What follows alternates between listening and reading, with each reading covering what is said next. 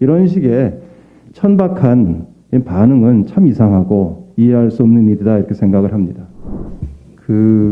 산업부 공무원이 자유로 이런 보고서를 만들었느냐 하는 건 제가 보기에는 너무나 의심스러워서 아무도 납득할 수가 없을 겁니다. 저는 좀 다른 각도에서 말씀드리겠습니다.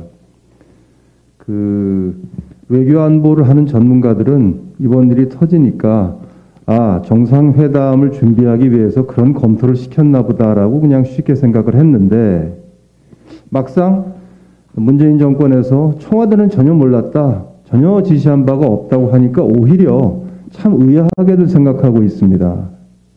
그럼 왜 의아하게 생각하느냐? 이런 것들 때문에 그렇습니다. 2019년 신년사에서 김정은 위원장이 두 가지 남북관계 좀 다른 얘기를 한 두 가지를 합니다. 하나가 개성하고 금강산에 대해서 사실은 이게 자기네들이 굉장히 조건이 많은 거지만 남쪽에서 자꾸 이걸 하겠다고 하니까 자비를 베풀어서 아무 조건 없이 재개할 수 있도록 허락하겠다라는 발언을 합니다. 즉 개성하고 금강산을 새로 하겠다는 거죠. 두 번째는 김정은 위원장이 3년 동안 얘기를 안 하던 이 원자력 발전소 얘기를 굉장히 길게 합니다. 2019년도 신년사에서.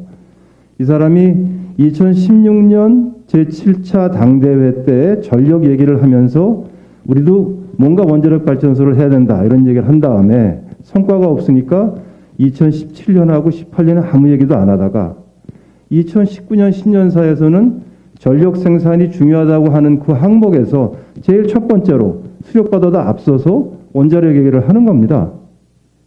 그래서 이제 그 당시부터 도대체 원자력 발전소에 대해서 김정은 위원장이 무슨 생각을 하길래 신년사에서 이런 얘기를 하는지 참 의아하게도 생각했습니다.